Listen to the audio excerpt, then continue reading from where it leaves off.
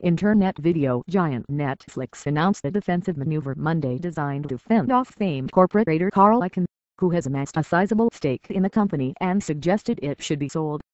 Netflix's poison pill defense, which would make it much more difficult for Icahn, or anyone else, to mount a hostile takeover, comes as the streaming pioneer struggles to regain traction amid the intense competition in the online video space. Netflix's dispute with Icahn underscores the company's vulnerability following several quarters of lackluster financial performance. And it's just the latest example of Icahn, the relentless Wall Street operator, directing his attention toward a major company he believes is undervalued. Put simply, if you're a corporate CEO or board member, and Icahn takes a large stake in your company, you've got a problem. So it's no surprise that Netflix has responded with a poison pill defense, which is a tactic used by companies that feel threatened by unwanted suitors. Under the plan, which would be triggered if an individual shareholder amasses more than 10% of the company's shares, existing shareholders would have the right to buy more shares in a new series of company stock. That would dramatically increase the amount of Netflix shares on the market, requiring the hostile bidder to buy many more shares than it would have had to previously. This would make the takeover more expensive, and thus less attractive for potential buyers.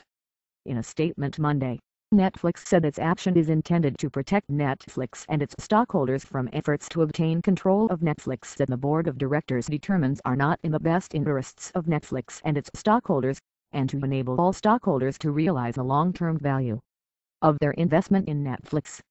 The company added that the defense is not intended to interfere with any merger or acquisition offer that the board approves. In other words, Netflix is essentially telling Icahn to get off the company's front lawn. Netflix's defensive play comes just days after Icahn disclosed that he had acquired 9.98% of the company's shares. In an SEC filing, Icahn said he bought the stake with the belief that the shares were undervalued due to the Netflix's dominant market position and international growth prospects. Icahn added that he believes Netflix may hold significant strategic value for a variety of significantly larger companies that are engaging in more direct competition with one another due to the evolution of the internet, mobile, and traditional industry. That's not so subtle financial jargon, which, when translated, indicates that Icahn believes that the best outcome for Netflix could be a sale to a larger technology or media company. Netflix shares soared 13% after Icahn disclosed his stake, as investors speculated that the company could be sold for a premium. In an interview with Bloomberg TV on October 31, Icahn suggested that Verizon, Amazon, Microsoft, and Google might be interested in snapping up Netflix, which has a market value of $4.3 billion. I think Netflix should be consolidated, in my opinion, Icahn told the network, though he added that he has not put forward any specific proposals for such an outcome yet.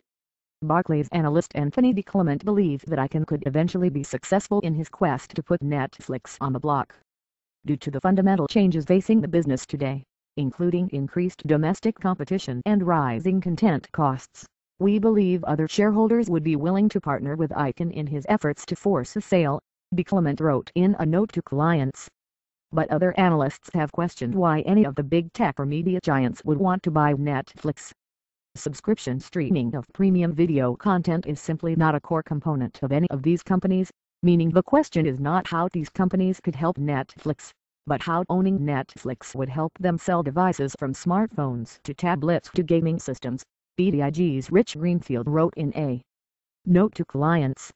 Icahn's gambit clearly rattled Netflix, hence the poison pill defense.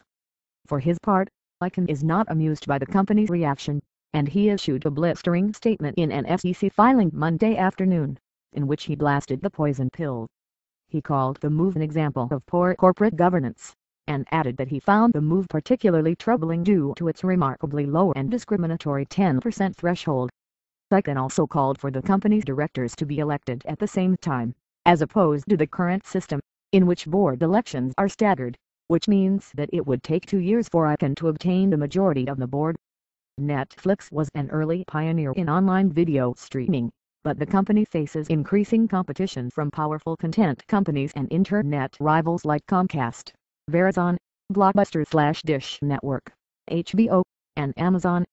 The company also faces increasing content costs, because the big Hollywood studios and content owners are not thrilled about an upstart rival gobbling market share on the back of their products, and are raising their prices.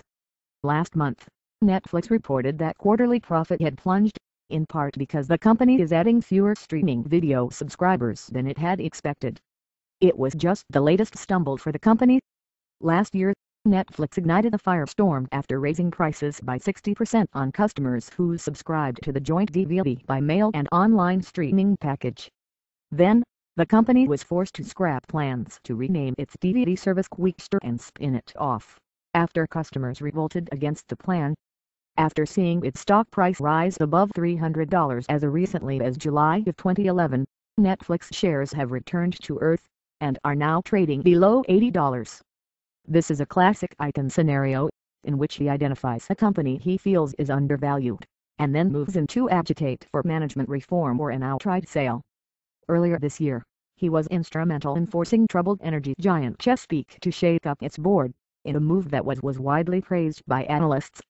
By now, Wall Street knows better than to underestimate Icahn, a 76-year-old Queens, New York native with a reputation as a bare-knuckled business brawler. Netflix was already grappling with slowing subscriber growth and fierce competition. Now, the company must contend with the unwanted advances of one of the most legendary financiers in American business. So grab your popcorn and settle into your favorite easy chair. This movie is going to be fun to watch.